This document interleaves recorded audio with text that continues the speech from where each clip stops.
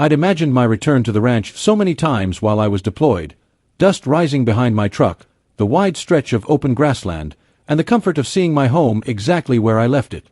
Instead, when I turned onto the long dirt road leading to my property, I slammed the brakes. There, lined up like an underfunded military checkpoint, were 3 HOA board members holding clipboards and a tripod-mounted camera recording my truck the moment it appeared. And at the front of the formation stood Karen. Not just any Karen, our local HOA president *, self-promoted standards enforcement executive, and the neighborhood's self-proclaimed guardian of aesthetic purity. She was the kind of woman who believed rules existed for her personal entertainment.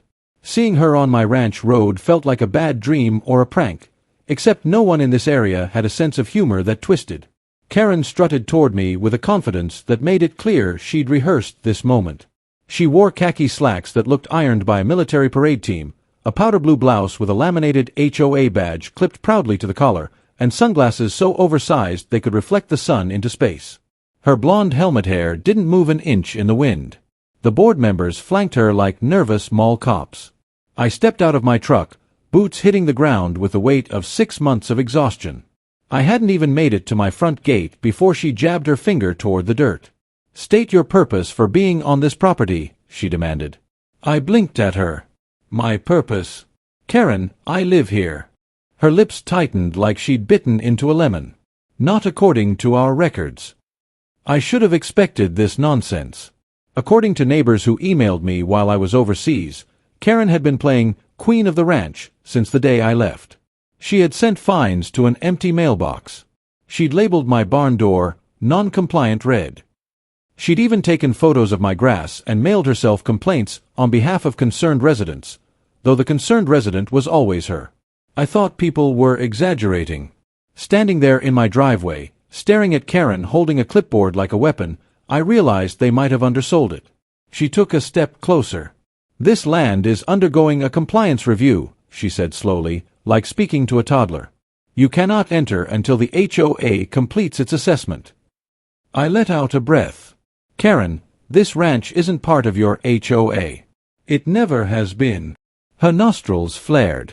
"Every property within the Greater Oak Ridge boundary is under our authority. This includes yours." Now I blinked, because that was a bold, fascinating lie. I walked around to the back of my truck, grabbed the folder I'd brought home specifically to shut down whatever nonsense awaited me, and held up the county zoning document. "This land is labeled AG-02. Agricultural Zone. HOA has 0 jurisdiction." I didn't raise my voice, but it didn't matter. Karen wasn't listening. Her face transformed into a mix of outrage and triumph, like she'd been waiting for me to challenge her so she could unleash the line she'd practiced in front of a mirror.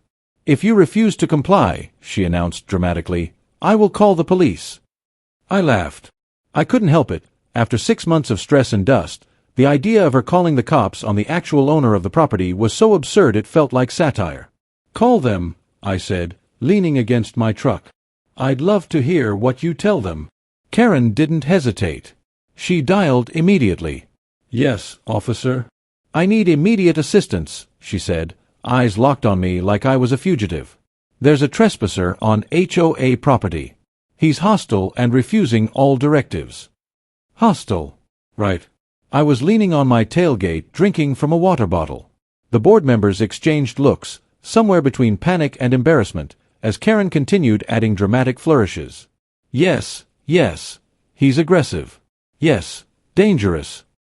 He's attempting to enter restricted land." Every word was a lie. I stayed silent, watching her build her fantasy world brick by brick. When she finally hung up, she smirked at me like she'd already won. "5 minutes," she said. "Then we'll see who really owns this ranch." I didn't respond. I didn't need to. Because she had no idea that the officer who would show up wasn't just familiar with my property. He was someone who knew exactly who I was. And 5 minutes later, when his cruiser turned onto the dirt road, Karen's entire kingdom of nonsense would start to crumble. The police cruiser rolled down my dirt road with a kind of slow, deliberate approach that suggested the officer inside already knew this call was going to be stupid. The second the tires crunched to a stop, Karen straightened like she was about to receive a Medal of Honor. She adjusted her HOA badge, smoothed her hair, and marched forward with the stiff confidence of someone who believed she had just won a legal battle she didn't understand. The door opened, and out stepped Officer Daniels, a tall, broad-shouldered guy with a calm demeanor and the tired eyes of a man who had dealt with Karen too many times. He looked at her, then looked at me, and immediately let out a quiet sigh.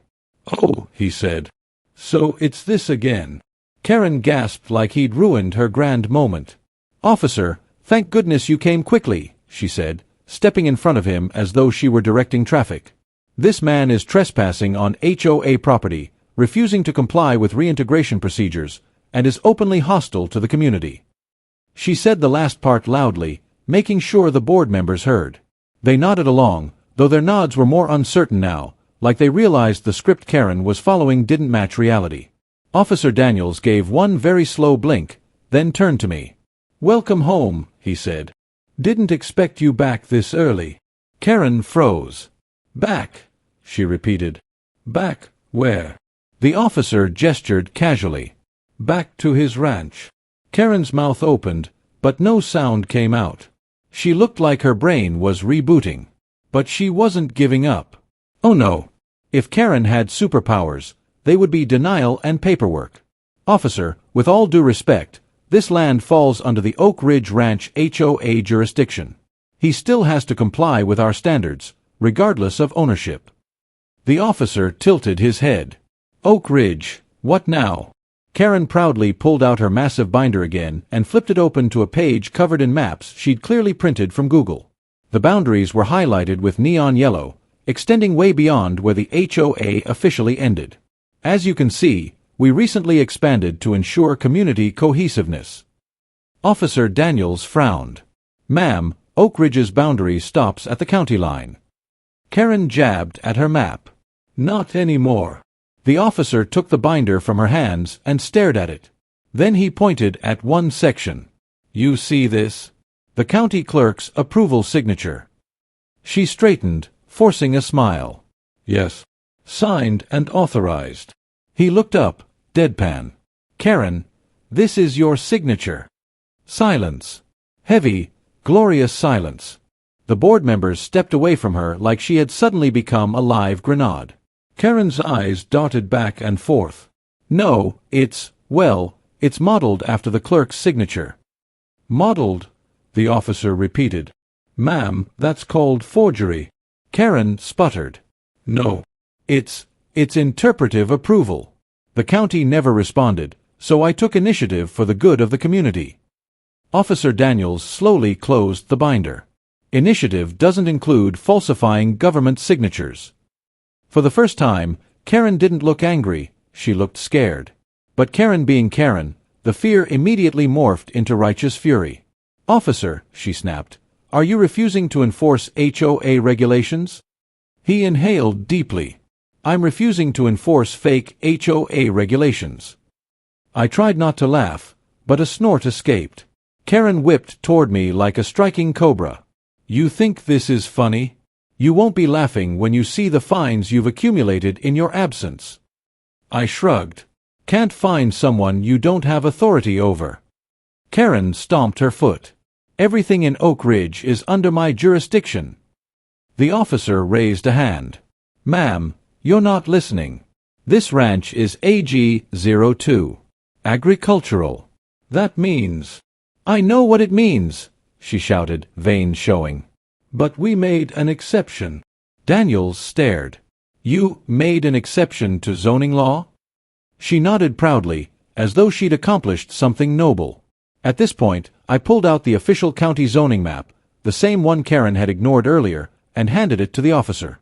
He studied it for 5 seconds before closing it with a soft clap. "Karen," he said bluntly, "you have no jurisdiction here. None. Zero. This entire expansion paperwork you created has no legal standing. You can't enforce laws over land you don't control." Her face turned a shade of red I didn't know humans could achieve. "This is a misunderstanding," she whispered. "A simple clerical error." "No," Daniels replied. "This looks like fraud." Karen's eyes widened. Fraud? You can't say that word. It sounds criminal." "That's because it is," he said calmly. Behind Karen, her board members muttered among themselves. One whispered, "I told her this wasn't legal." Another said, "My wife said she'd get us arrested." A third was already taking off his badge. Karen's entire empire was cracking right in front of her. She tried one last burst of authority, turning to the officer with a trembling voice. "Arrest him." Daniels rubbed his forehead. "Ma'am, he lives here. You called the police on a property owner for being on his own land." Karen looked like her soul left her body. And that's when Officer Daniels said the line that would start the unraveling of everything she had built. "Karen, I think we need to take a closer look at your HOA's legal status." 5 minutes later, her entire organization would be picked apart, piece by piece. Officer Daniels didn't waste time. The moment he realized Karen had been running her HOA like a self-declared monarchy, he walked past her toward the folding table her board had set up like a command center. On it sat a laptop, a portable printer, and, of course, 3 binders labeled Enforcement, Compliance, and Infractions. It looked like a makeshift war room. Karen moved to block him, flailing her arms. "You can't look at that. Those are official HOA documents." Daniels raised an eyebrow. "If they're official, then you shouldn't mind showing them." Karen's voice cracked. "They're private, privileged, classified." He smirked. "Classified by who?" "You." Behind Karen, 2 board members slowly slid backward like they were trying to escape before they were implicated in whatever legal disaster was about to unfold. He opened the first binder, flipping through pages with the casual expertise of someone who'd done this too many times. "Where are the county approval notices?" he asked. The board exchanged confused glances. Karen swallowed. "They're pending." Daniels looked up. "Pending?" "Yes," she said quickly. "We emailed them." He tapped the page. "This says approved." Karen froze. The officer turned another page. "This also says approved." Flip. "Approved." Flip. "Approved." The deeper he went, the worse her expression became. She was sweating so hard her foundation had started to melt, streaks forming like a watercolor painting left in the rain. Finally, he held up one sheet and pointed to the signature at the bottom. "Karen, this is your signature again." Her voice was barely a whisper. "It's inspired by the clerk's signature." He stared at her. "Ma'am, that's not how legal approval works." Meanwhile, I just leaned against my truck, arms crossed, watching the meltdown unfold like a reality show reunion episode. Daniels flipped to the next binder, Infractions. The first page listed a fine for my barn door color. The second page fined me for unauthorized dust accumulation. The third fined me for unapproved natural wildlife presence. He blinked. "Karen, you fined a ranch for having birds?" Karen lifted her chin. "They were disruptive." "Disruptive birds?" "Yes." He kept reading. "A $600, sunlight reflection disturbance violation?" "That glare shined into my kitchen," she snapped. "Because of the sun?" "Yes, and he is responsible for his property's angles." The board members behind her sighed collectively like they'd been holding this in for months. Daniels set the binder down. "Do the homeowners know you've been issuing these fines?" Karen folded her arms. "It is my duty to maintain standards."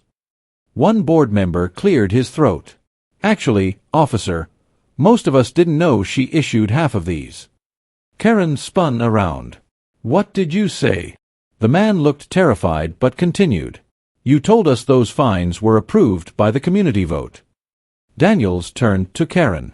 "Where are the voting records?" She took a shaky step backward. "They're in binder 4. He scanned the table. "There is no binder 4. Karen went pale. Officer Daniels exhaled deeply and pulled out a thick envelope from the side of the table. "What's this?" he asked. One board member spoke up, guilt written all over his face. "Those are the complaints filed against the HOA." Karen screeched. "Those are invalid. Those are from troublemakers." Daniels opened the envelope and skimmed the first page. Then the second. Then the fifth. He raised his eyebrows. These complaints are from 13 different residents. Karen snapped, "They're all wrong." He kept reading. Excessive fines, threats of enforcement, unauthorized patrols, harassing residents, forged notices. He stopped. "Karen, did you send violation notices on letterheads labeled County Enforcement Division?" Karen puffed out her chest. "It sounds more official that way." The officer's silence was dangerous. He turned toward the board. "Did any of you approve this?" They shook their heads vigorously. One muttered, "We told her to slow down." Another said, "I didn't sign up for this. I thought we'd just plan block parties." Daniels nodded slowly. "So she's been acting alone." Karen shrieked, "I am the president." He corrected her calmly. "You were elected to run a neighborhood association, not a dictatorship." Then Daniels made a call on his radio. His voice was calm, but the tone was different, colder, more official. "Dispatch, I need the county compliance officer to meet me at Oak Ridge Ranch HOA. Karen's eyes widened in horror. No. You can't do that. This is internal." He shook his head. "Not anymore." As he hung up, he turned to her with the look of a man who'd finally connected all the dots. "Karen, I'm not sure this HOA is legal at all." And with that sentence, the entire board seemed to collectively realize that Karen's empire wasn't just cracking, it was seconds away from collapsing completely. The county compliance truck arrived faster than anyone expected. Dust kicked up behind it as it pulled into my driveway, and Karen reacted like she'd seen a ghost. Her face went from red to white to some unhealthy shade between cauliflower and printer paper. The man who stepped out, Inspector Hale, was the kind of person who could silence a room just by existing. Tall, calm, with a clipboard tucked under one arm and a badge that actually meant something. He scanned the scene, taking in the binders, the flimsy folding table, the board members frozen like kids caught doing something they knew was wrong, and finally Karen, who was shaking like someone had unplugged her internal Wi-Fi. "Which one of you is the HOA president?" Hale asked. Karen nearly tripped over her own feet, rushing forward. "I am. And I need to file a complaint against this officer. He's interfering with HOA operations." Daniels didn't even look at her. He just handed Hale the forged signature pages. She expanded her HOA boundaries without county approval. Hale studied the signatures for about 4 seconds before saying, flatly, "These are forged." Karen laughed, a high-pitched, desperate sound. No. They're representative signatures. Interpretive approvals. The county wasn't responding, so I. Hale held up a hand. "Stop." She froze mid-sentence. He continued, "You do not have authority to expand an HOA without county review, public notice, homeowner voting records, and legal certification." "I'm seeing none of that here." Karen's eyes were darting everywhere, trying to see if any board member would step forward and save her. They all took half a step back instead. Hale walked to the table and flipped open the infractions binder. His expression went from neutral to confused to something close to offended. Sunlight reflection disturbances, unauthorized birds, dust accumulation. "Karen, what is this?" She lifted her chin like she was proud. "Those are valid violations under Section 7B. "Section 7B of what?" "Our Community Standards Manual." Daniels coughed. "Which she wrote herself." Hale pinched the bridge of his nose. "Karen, do you understand that HOAs cannot create arbitrary infractions that have no basis in county-approved bylaws?" "Yes, they can," she snapped. "No," he said. "They cannot." She stomped her foot like a toddler denied a cookie. "Well, I did. And everyone supported it, didn't you?" The board collectively shrank. One member whispered, "I thought Section 7B was temporary." Hale turned to them. "Were any of you aware these fines were being issued under unauthorized rules?" They shook their heads fearfully. Karen exploded, "Don't lie. You all signed off on it." Hale's eyes narrowed. "Then where are the signatures?" Karen smiled. "Too quickly. They're on the sheets in binder 4. Hale looked around. "Where's binder 4? A long, horrible silence followed. Finally, a board member murmured, "There is no binder for." Hale sighed in a way that said, "I knew this was going to be bad, but not this bad." The inspector now looked genuinely bothered. He pulled out a stack of complaint letters, the ones Daniels had found earlier. He flipped through them rapidly. Harassment, boundary violations, unauthorized patrols, forged notices. "Karen, these are serious allegations." Karen grabbed for the papers.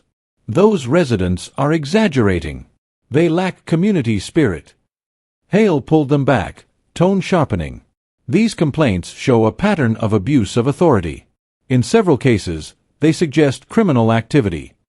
Karen took a step backward. "No. No, you don't understand.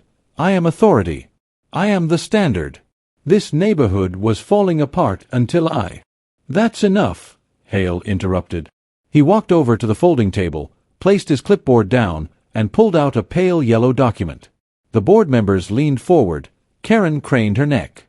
"What is that?" she demanded. Hale answered calmly, "A county order for immediate administrative review and temporary suspension of the Oak Ridge Ranch HOA's authority." Karen gasped so loudly a bird flew out of a nearby tree. You can't suspend us," she shouted. "We are the backbone of this community." Hale shrugged. "Not without legal standing, you're not." Then he handed the document to the board, not Karen. "This HOA is hereby frozen," Hale announced. "All operations cease immediately pending investigation." Karen lunged forward. "No. You can't take my HO." Hale corrected her. "It's not your HOA." She screamed, "It is." Board member number 2 whispered, "Oh God." Board member number 3 sat down on a cooler like his knees gave out. And then Hale delivered the blow that finally broke Karen's delusion. Given the forged signatures, unauthorized expansions, and unapproved enforcement actions, this HOA may qualify for full legal dissolution. Karen staggered back 2 steps. Her world was collapsing, faster than she could scream at it. And I hadn't even said a word yet. Karen didn't blink for a full 5 seconds. It was like her mind couldn't compute what she'd just heard. Dissolution. The death sentence for any HOA. Her arms twitched at her sides as if she needed something to grab, someone to blame, a rule to shout, a form to wave, anything to keep control. But the only thing in reach was reality, and reality was brutal. You can't do this," she stuttered. "This community needs guidance. It needs structure. Without me, it will fall apart." Inspector Hale answered with a tone so calm it only made her panic worse. "Karen, the community will be just fine. What it doesn't need is an unregulated, fraudulent organization trampling on property rights." Her voice dropped to a shrill whisper. "Fraud. I did what was necessary." Hale raised an eyebrow. "Forging government signatures is not necessary. It's illegal." Karen's lip twitched. I didn't forge them. I just completed them. Preemptively." "That's not better," he replied. Behind her, the board members were slowly transforming from loyal subjects into witnesses lined up for the prosecution. Their shoulders sagged with relief, fear, and, in one case, obvious guilt. One of them, Ted, the treasurer, finally gathered enough courage to step forward. "Sir," he said to Hale, voice trembling, "we didn't know she was doing most of this. She told us documents were already approved. She told us the county was behind the expansion. She said we had to enforce the rules or the neighborhood would degrade." Karen spun around. "And you believed me. You all believed me." Ted shook his head. "We trusted you. That was our mistake. But we never agreed to, whatever this has become." Another board member added, "I got yelled at last week for saying hello to a neighbor without logging it as a community interaction contact." Hale blinked. "She made you log greetings?" The man nodded. 3 copies. Karen whirled back toward Hale. "Structure is important." Hale simply wrote something on his clipboard and said, "That's not structure, Karen. That's authoritarianism." At this point, neighbors began emerging from their homes and ranches nearby, following the flashing lights of the police cruiser and the county vehicle. Some came cautiously, others boldly. A few stopped when they saw Karen, clearly traumatized by past encounters. One older man approached Hale and Daniels.